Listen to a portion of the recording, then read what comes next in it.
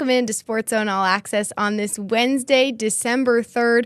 Not only have I not gotten over the fact that we are in December now and we are in playoff football, playoff volleyball, basketball season started, hockey season started, the list goes on, but we're halfway through the week. It's Wednesday. So claps for everybody for making it to Wednesday.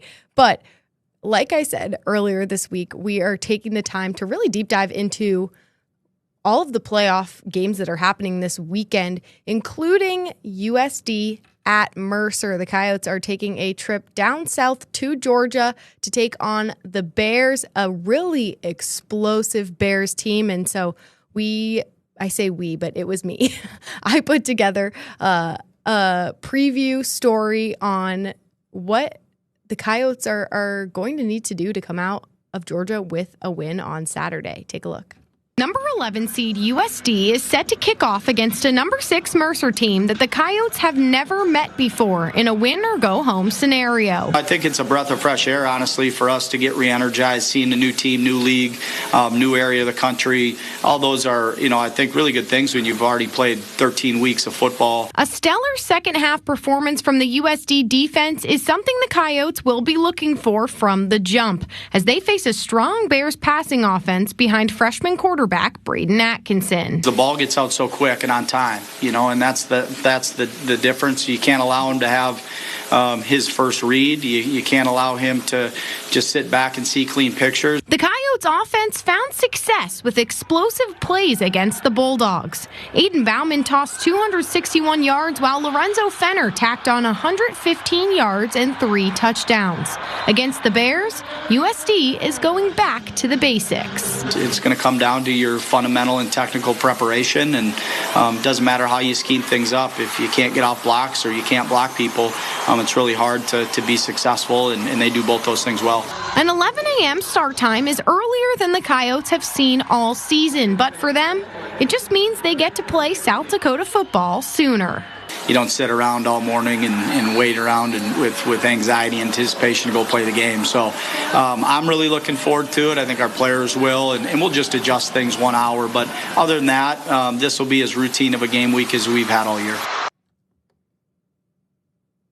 Just a really strong opponent for the Coyotes this week, coming off of their win at Drake. And we'll take a little bit of a deep dive into Mercer. I know we talked about them a little bit yesterday. The Bears finished 9-2 in their conference, not even in the conference. Overall, I'm looking at the wrong numbers, but they finished 8-0 in the conference, undefeated in the Southern Conference, which is quite the feat, and they won the conference overall, which means that is why they were in the 6th seed and they had the bye. And really a lot of things shifted after the Bears played Presbyterian on August 30th. It was their second game of the season. Technically, they saw number 7 UC Davis on August 23rd, the week prior, but it ended in a no contest thanks to Mother Nature. They saw Presbyterian the following week and lost 15-10 at home.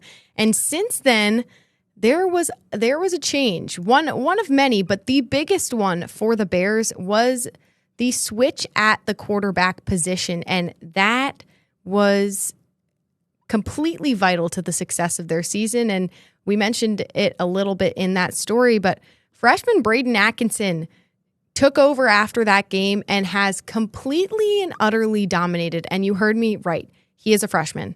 He's a freshman, and he is from North Carolina and got the starting spot after week 2 and has flourished in that role for Mercer. So much so that he finished in the top 5 in voting for the 2025 Walter Payton Award, which we talked about LJ Phillips Jr. being a finalist for the Walter Payton Jr. Award in the 30. Now let's contextualize that to the top 5 and think about the performance that LJ Phillips Jr. has put on this year, and then think about that freshman Braden Atkinson has made that jump to the top 5. So quite a crazy thing to happen, and really impressive as a freshman. He has tossed 3,448 yards this season with 34 touchdowns. And I mentioned them being a really dominant passing offense because it's true. He's only scored 1 rushing touchdown this year. 1. And that doesn't mean that the team has only scored 1 rushing touchdown. But if you think about how many touchdowns he's throwing at the helm, being 34 is absolutely insane. So definitely some interesting statistics. Now, they did play at Auburn on November 22nd for a non-con, and they did lose to Auburn. That's where you see those pictures at. But before that, they were on a tear, truthfully. After the Presbyterian loss that I mentioned earlier, they came in and they won 9 straight. 9 straight. And by a decent margin. I'm looking at one game that they won. VMI, they shut out 62-0. They also played Western Carolina, the ranked number 24 team, and they beat them 49-47. They beat Chattanooga 63-17, And then they did lose to Auburn 62-17. That's a tough one when you're playing an FBS team. Sometimes there's not a ton of gap, but sometimes that ends up being the case. So now they will look to take on the South Dakota Coyotes, the 11 seed, who has also been playing their best football when it matters most. And I think this is set to be a really good matchup. So now you get a deep dive into Braden Atkinson and what to look for there. We talk about the Coyotes and how they won against Drake, and that ended up being in the explosive offense. And I talked about a little bit in the story about how they're going back to the basics because that doesn't mean they aren't going to pull out explosive plays. I would assume that they are, but going back to the basics and making sure that everybody is doing the little things right, because when you have a freshman who is capable of what Braden Atkinson has been capable of this season, things can get out of hand really quickly. So it'll be interesting to see what all happens on Saturday, and I'm sure we will touch on it a little bit in the coming days as well, because it is a playoff matchup. It is win or go home, but that gives a little bit more context into this Mercer Bears team that the Coyotes are preparing the rest of this week to see. And next up, we will touch back on some college volleyball as the playoffs are about to get underway. Don't go anywhere. You're watching SportsZone All Access.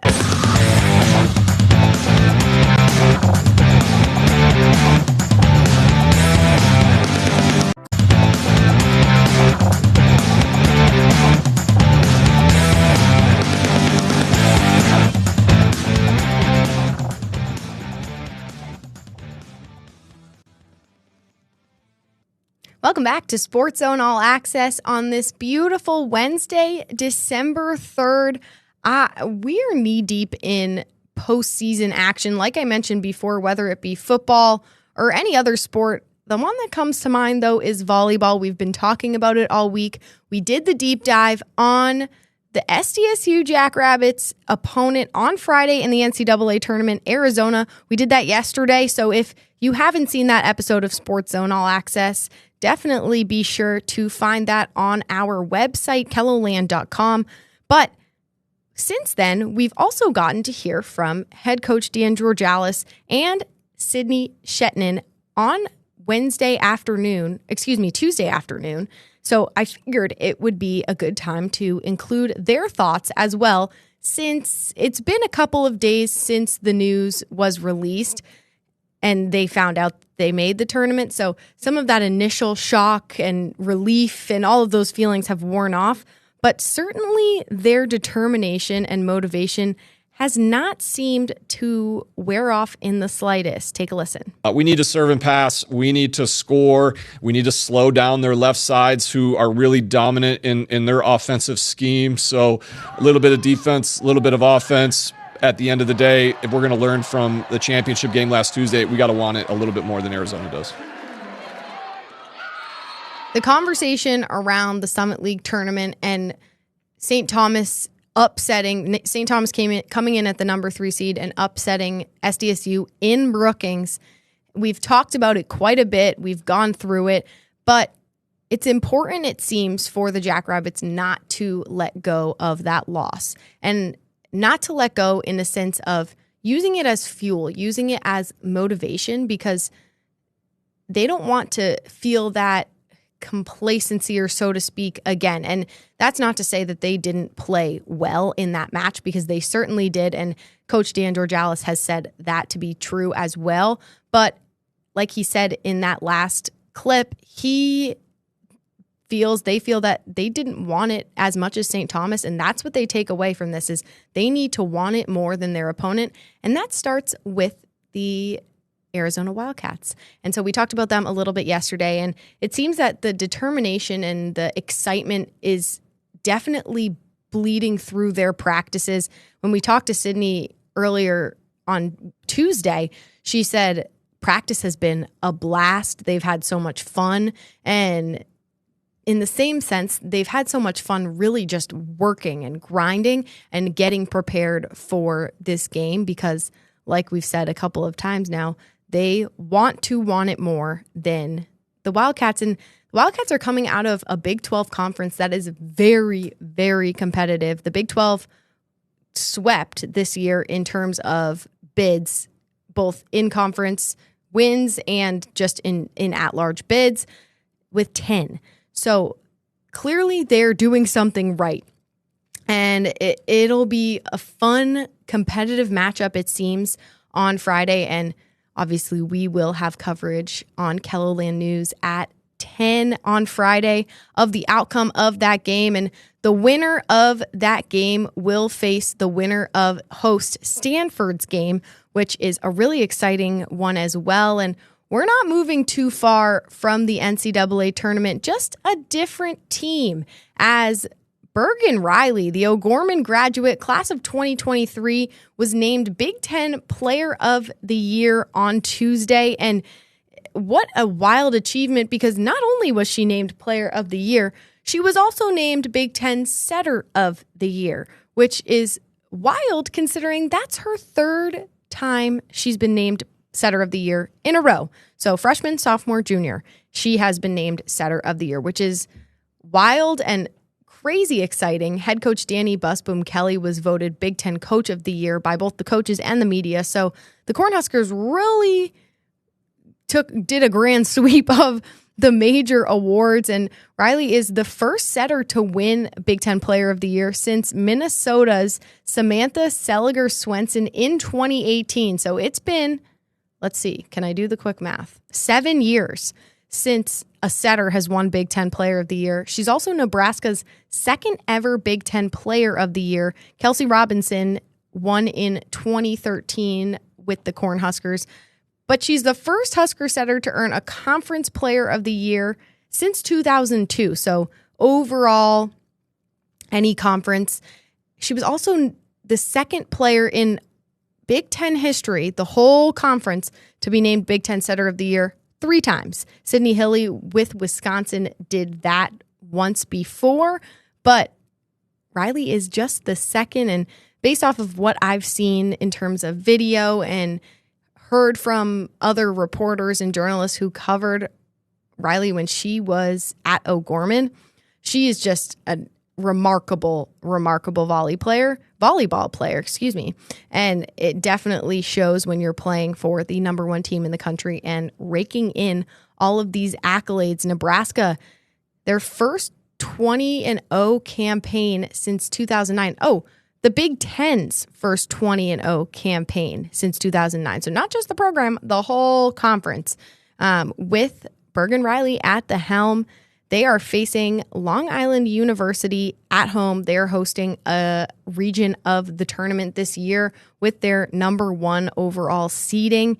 They will face Long Island University on Friday. So Bergen will get another chance to play for an NCAA title. Well, there are a lot of records being broke around here. We still have one more to talk about, but it is on the basketball court. Really exciting stuff out of Augustana, so don't go anywhere. You're watching SportsZone All Access.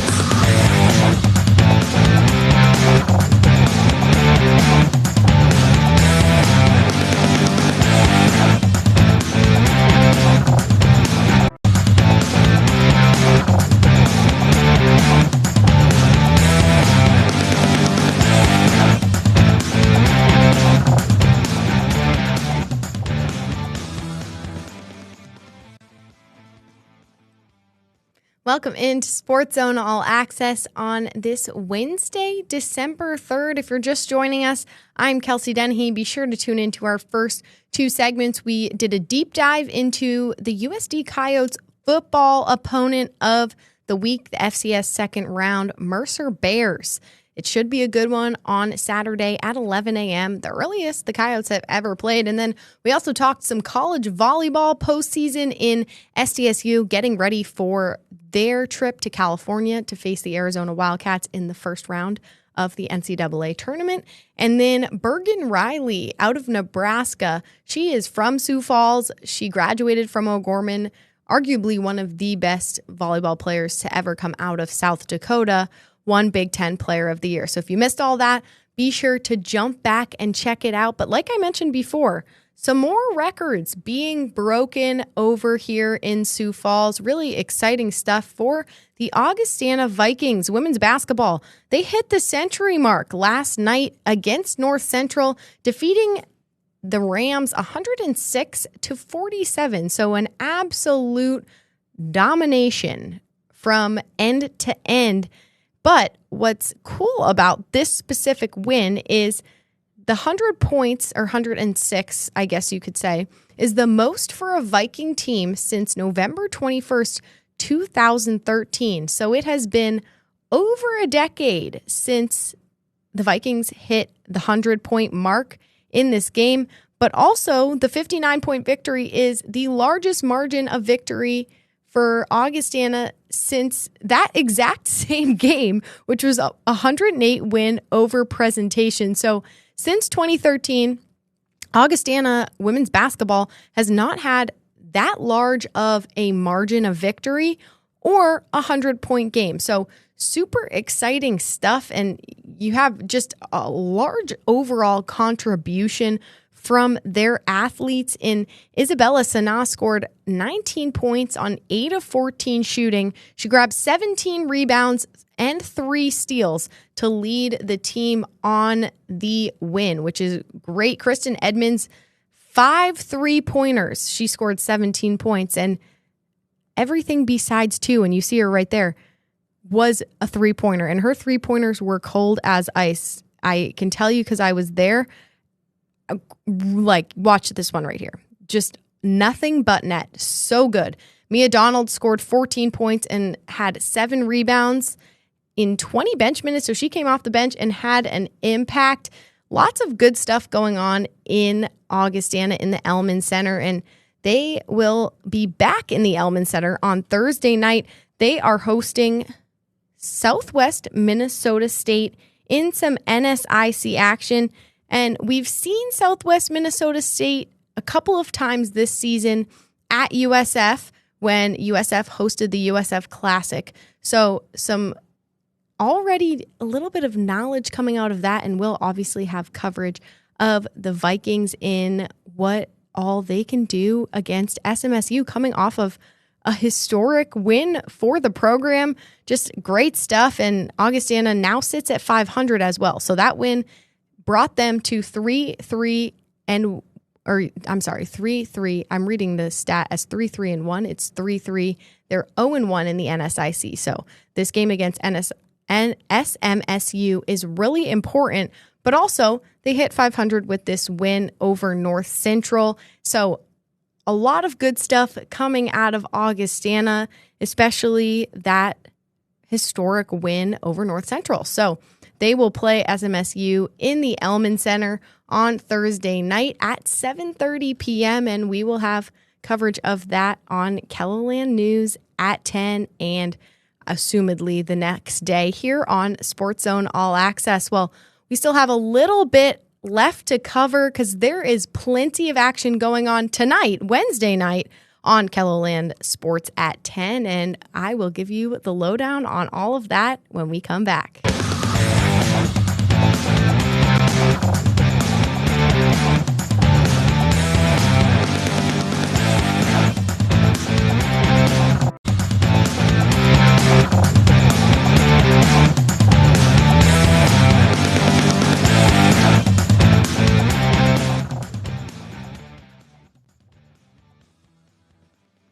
Welcome back to SportsZone All Access on this Wednesday, December 3rd. I'm Kelsey Dennehy, and before we go, we've got a stacked night on KELOLAND Sports at 10, and Ian Sachs will be there to deliver all of this lovely highlights, storylines, all of the above to you at 10 o'clock, and that starts with SDSU football. We did a deep dive on USD on Tuesday night, and now it is the Jackrabbits' turn. And the Jackrabbits face a Montana team that they have seen quite a bit in the postseason in years past, 3 consecutive years to be exact, and they've met 5 times over the course of postseason history. But the Grizzlies are at the number 3 seed. They pose a big risk, but also SDSU is a very unconventional 14 seed, so it stands to be a good game, especially because SDSU has finally recouped a lot of their injuries. They have a lot of their leading guys back on the roster, and so Ian Sachs will get into all of that in his story at 10 o'clock. And another one, a big day for Hudson Parliament out of Brandon Valley, the offensive lineman signing his letter of intent to Iowa today, and that actually is currently happening as we speak. So we'll be able to see what that looked like and hear from Hudson and his coaches and all of the people around him that are there to support him in his letter of intent to go to play for the Iowa Hawkeyes. Mark Gronowski, who played at SDSU, transferred to Iowa this past year. He will, I believe his time is up after this year, but another familiar face from South Dakota that has played for Iowa amongst many others. And then SDSU travels to NAU. They will play there for another matchup. They are looking to keep things going and get in a good rhythm as the season starts to develop. So lots of good stuff going on there, but Ian will have you guys covered tonight at 10 with everything and more that we just talked about. Plenty to discuss. And with that, our time is up. Thank you so much for tuning in to KELOLAND Plus SportsZone All Access, and we will see you back here tomorrow. Bye, guys.